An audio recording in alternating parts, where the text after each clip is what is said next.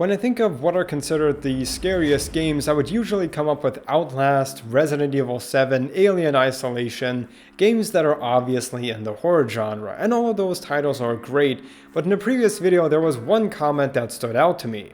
One of you mentioned a game that honestly I didn't think I'd ever see in my comments, and that's Spec Ops: The Line.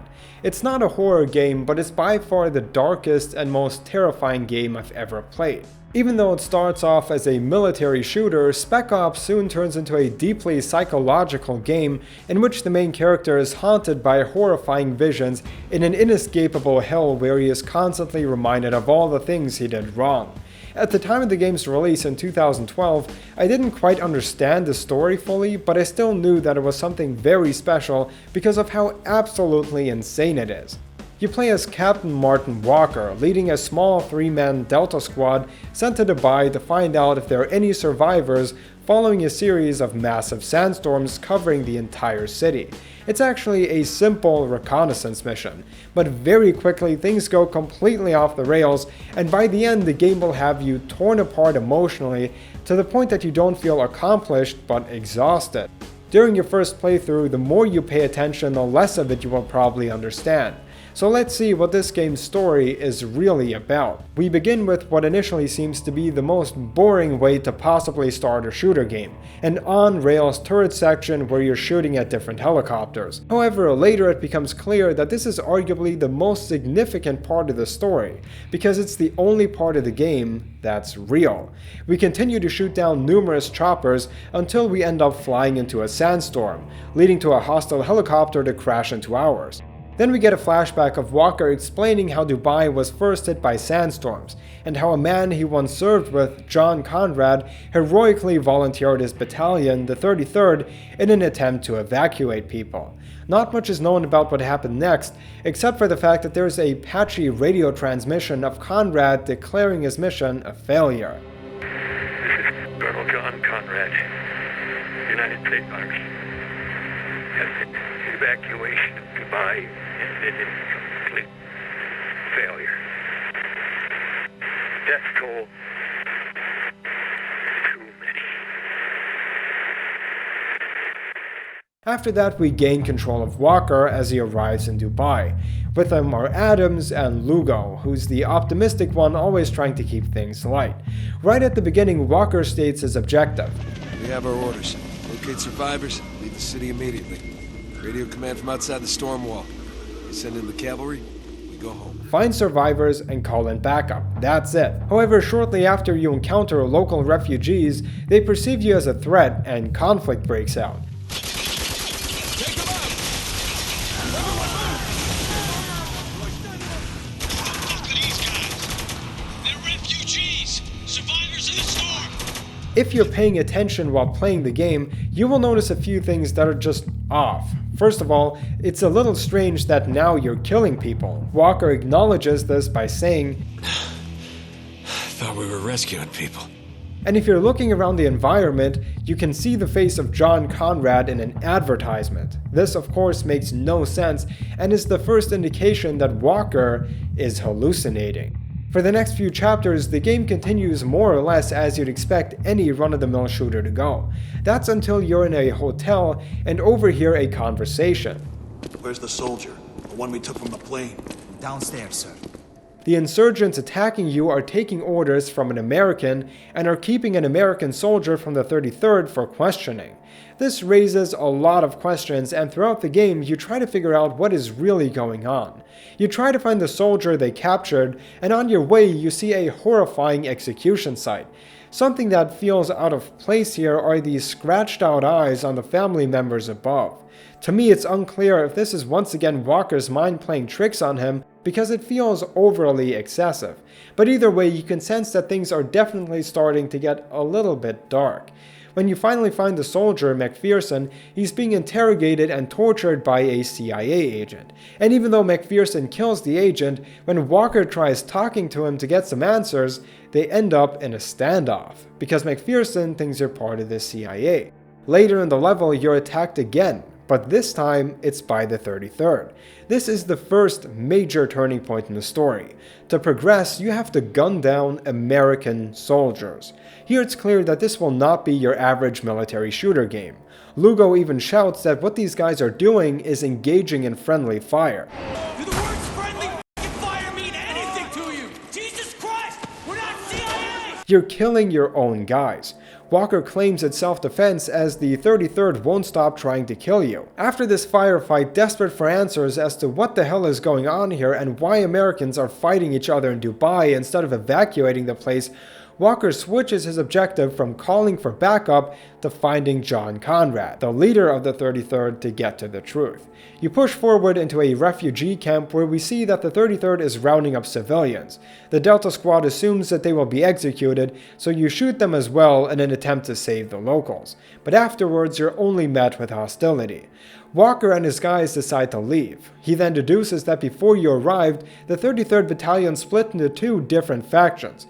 So far, we only know that one of the sides decided to stay in Dubai and declare martial law, effectively ruling over the area. Well, from what we've heard, I'm starting to think the 33rd went to war against itself. Whichever side won, seems they decided to stay here and take over Dubai.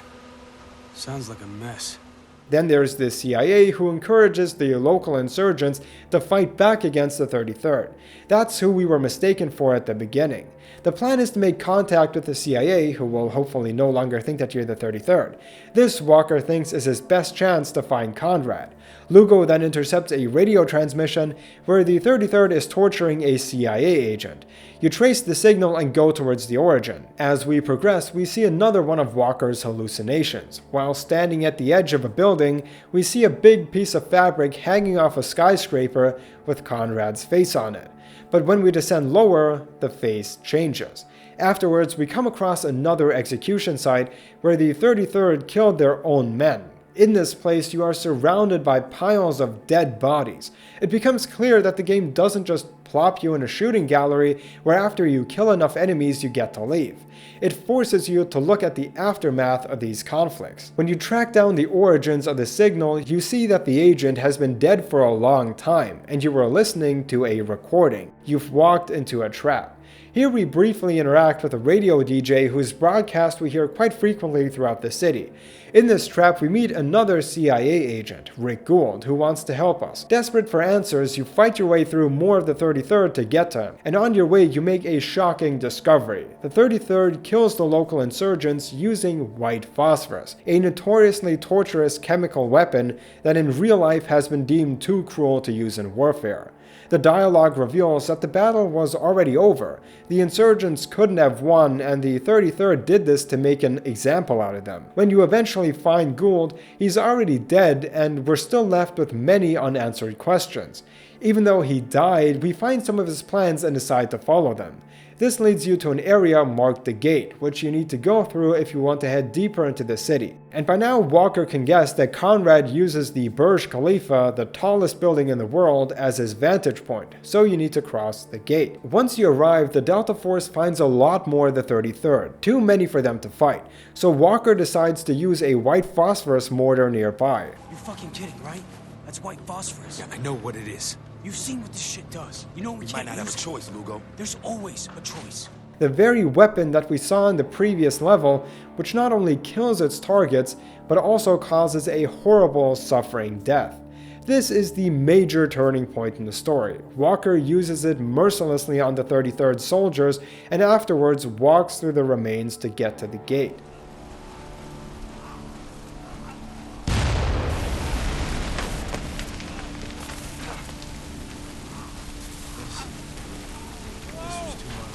Stop talking. This segment is in such strong contrast to any similar part in different shooter games. Usually you're way up high in an airplane shooting little blips on a map, and you never actually see the destruction you cause. But Spec Ops: The Line forces you to go through the destruction. It wants you to look at the people suffering and dying, and it tells you, this is what you did. As we walk through here, we can hear a shift in Walker's voice.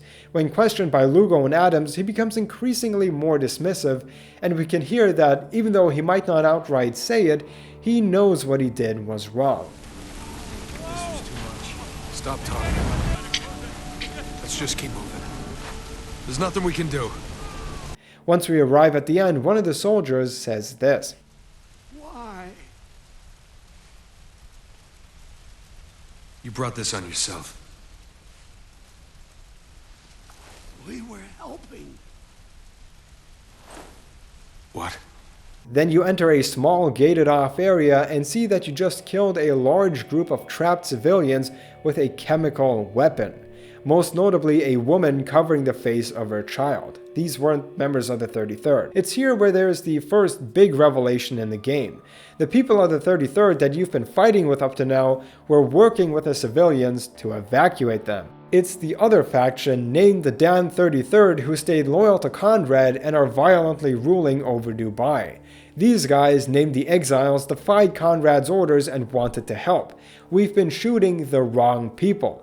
Back at the hotel, they weren't trying to kill the civilians, but were trying to evacuate them. It's at this point that we see Walker snap, as he's unable to accept responsibility for his actions, and he slowly begins his descent into madness. Shortly after, he begins blaming Conrad for his mistakes. Walker forces himself to believe that all of this is Conrad's fault, and even though Conrad is no saint, he by no means forced Walker's hand here. You then find a radio which allows you to hear Conrad. I don't blame them. They did what they thought necessary. But if order was to be maintained, an example had to be made. Colonel, I'm Captain Walker. Captain Walker. Yes, I remember you. Heading forward, you're attacked by the Dan 33rd, Conrad's men. Walker acknowledges that the man he said was a hero is in reality a monster. His goal from now on is to bring Conrad to justice and to end the Dan 33rd's rule over Dubai. Soon after, Walker's team rescues another CIA agent, Riggs, and this man has a plan for how to cripple the Dan 33rd. Steal the only water supply. Even though no one on your team really trusts him and he's acting very sketchy, Walker decides to go along because in the desert, the one who has control of the water is in power. So Walker helps him steal the water trucks meant to ensure the survival of everyone else. But at the end of the mission, Riggs destroys them in an accident where he gets pinned underneath one of the trucks. In his final dying moments, he reveals what his real plan was. Get rid of the water so that everyone dies, and no one will be around to say what really happened in Dubai. Conrad's wrongdoing and the US military's involvement will be covered up, and a large-scale conflict will be avoided. The CIA didn't want to evacuate or help anyone. If the water supply is stolen or destroyed, the end result is the same. All of Dubai dies of thirst. This of course includes the innocent civilians. At this point you're separated from Lugo and Adams and try to reconnect with them so that you can get to the DJ and use his radios to tell the people of Dubai that Walker is here to lead an evacuation. On your way to the tower, Walker begins to have very noticeable hallucinations. There are statues that appear burned, but if you look at them for a few seconds, they suddenly change. After the water trucks are destroyed and Walker's vision is still blurry, he hallucinates Conrad coming up to him and criticizing him. At one point, you're in a room filled with mannequins. The lights flash on and off, and every time you shoot the hostile juggernaut walking up to you, he turns into a mannequin and appears somewhere else. And probably the most sinister of them all, after ziplining through a building and knocking an enemy soldier to the ground, you see Adams' face on him and begin smashing him to death with the butt of your gun. We can see that Walker is seriously starting to lose his mind, spiraling deeper into insanity. All of this is complemented by Walker's appearance. Look at his face at the beginning of the game and compare that to now. The way Walker speaks also becomes increasingly more aggressive. Everything about Walker shows that we're watching a man change for the worse. Eventually, you manage to break into the radio man's office. The guy then shows Lugo how to use the equipment for their broadcast, after which Lugo, the one who's up to this point has been the friendliest and the most critical of Walker, shoots the man in the head at point-blank range. Walker then spreads his evacuation message and steals an enemy chopper and demolishes the radio tower. power, even asking Adams to take extra laps around the building just so that he can kill more people and cause even more destruction. Up to now, Walker has always played it self-defense. If you don't kill the enemies, they will kill you. But now he actively chooses to kill more people just because he can. Then we're back in the helicopter, and at this point, Walker says something that's really bizarre. Wait! Wait, this isn't right! Well, it's too late now! No, I mean, we did this already! What do you mean? Ah, f it! It's nothing! Just shake these f***ing guys! He acknowledges that this already happened, even though it may seem like the game is just casually breaking the fourth wall as this is what you did in the prologue. That's most likely not what's happening here.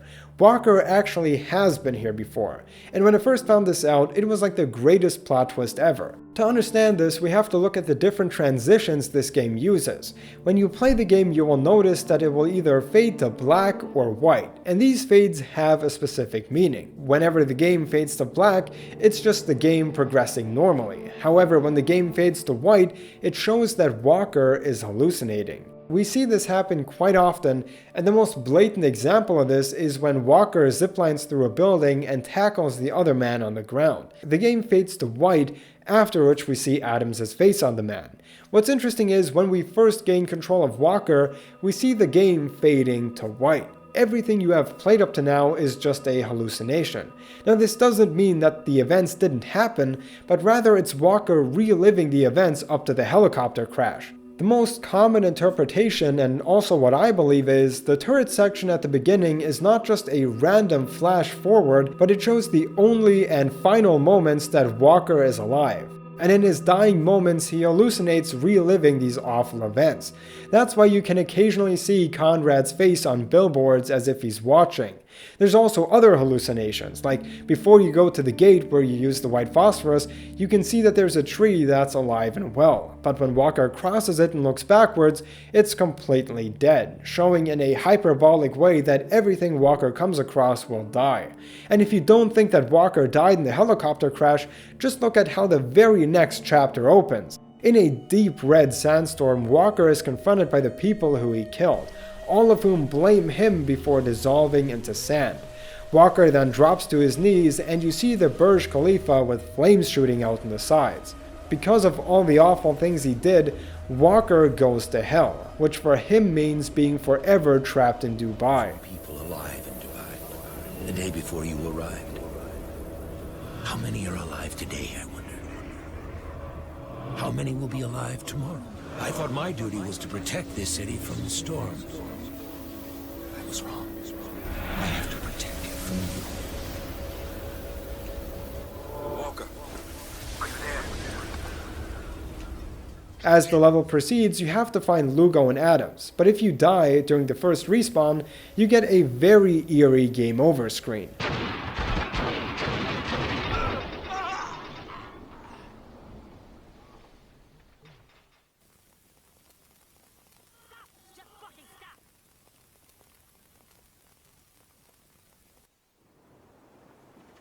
This is the first time in the game that something like this happens, and it's in the 13th chapter no less, a number often associated with bad luck and sometimes even demons and death.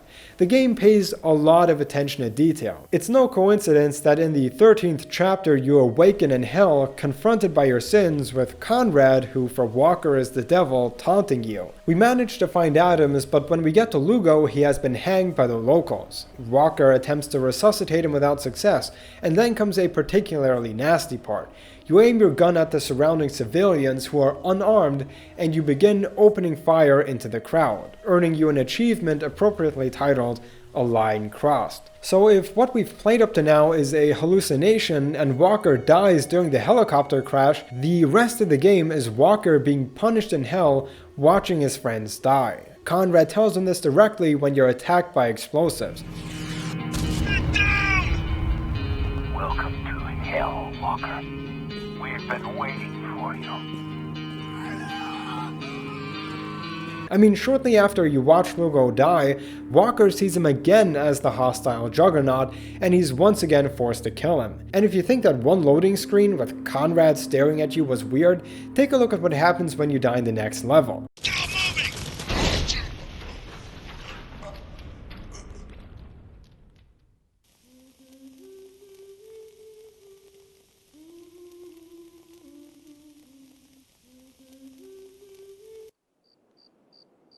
Walker is always reminded of the worst thing he did. This shows the horrifying loop Walker is in. There is no escape. Even if he dies here, he's confronted by visions that remind him of all the awful things he did. He will never leave the desert. Adams eventually suffers a similar fate to Lugo. While being surrounded by too many soldiers of the damn 33rd, Adams pushes Walker away and tells him to make a run for the Burj Khalifa. And even though we don't see that Adams dies, we can tell by the dialogue that he knows he's a dead man. This is your last chance, Walker. Surrender, or my men will cut you down. Don't you dare! Well, you then. I didn't come this far to surrender. It's the only way inside that tower. The sake! Give it up! The mission's over! We failed! Not while I'm still breathing! Fine! Then keep breathing! Walker then enters the Burj Khalifa where the rest of the damn 33rd surrenders, which again makes no sense and shows that this can't be the reality. Just minutes before, Walker was willing to surrender because there were too many of Conrad's men who had him cornered, and now they just give up? Walker doesn't even have a gun at this point. Anyway, you take the elevator and after a long ride arrive at the top floor where we see Conrad drawing a picture of the white phosphorus attack. What happens next is arguably the strangest video game ending that I've ever seen.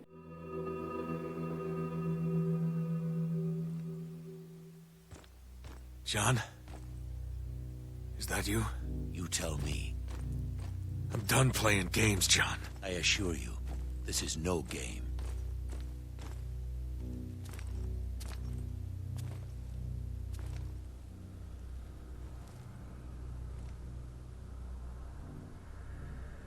Walker sees that Conrad has been dead this whole time. It's then revealed that when Walker used the radio to talk to Conrad, it didn't even have any batteries in it. The Conrad he hears and sees is just another hallucination. Colonel?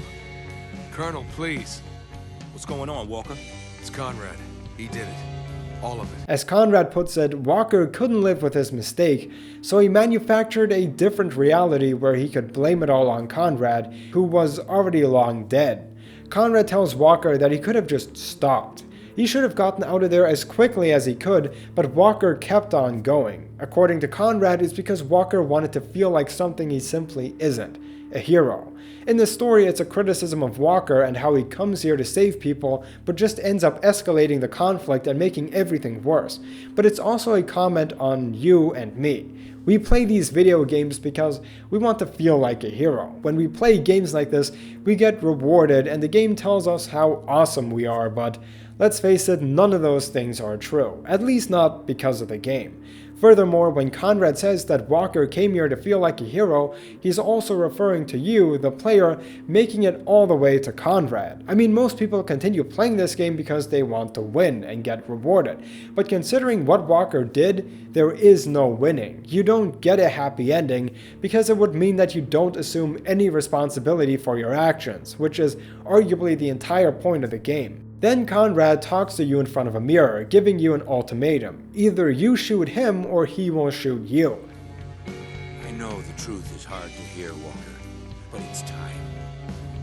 You're all that's left, and we can't live this lie forever.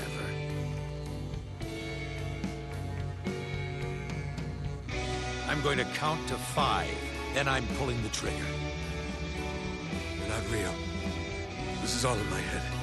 Are you sure? Maybe it's in mine. There is also a third option where you can shoot yourself. The use of a mirror can mean so many different things here, but to me it always shows that the villain of the game is a reflection in the mirror, which can be interpreted as Walker himself.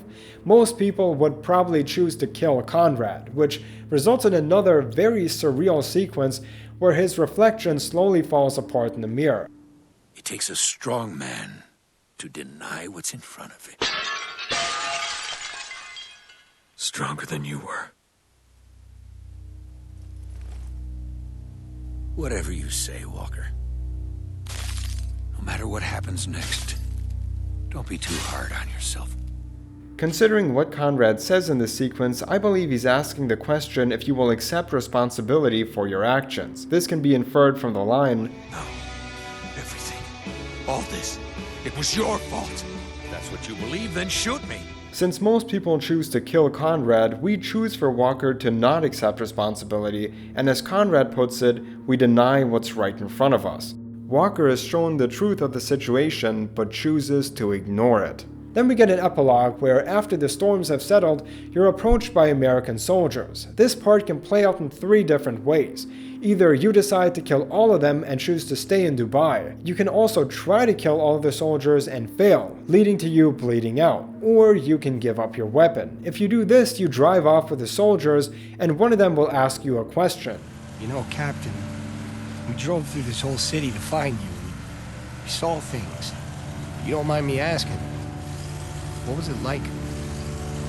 How'd you survive all this? Who said I did?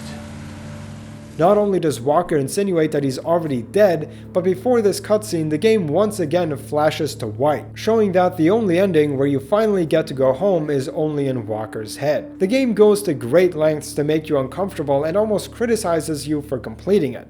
Some reviewers have complained that what Conrad says is a little unfair. We were not given any choice. The reason why we continue playing and continue shooting people is because if we don't, we lose and get the game over screen. But I think the game is actually asking why you continue playing in the first place. I mean, you do awful things in this game. You shoot the very people you're supposed to save, and you kill innocent, unarmed civilians on multiple occasions. So I think Conrad is trying to ask what the hell is wrong with us for even playing it all the way through in the first place. After all, none of this would have happened if we just put the disc back in the box and no longer play. Once you complete the game, the main menu pops up again, but it changes.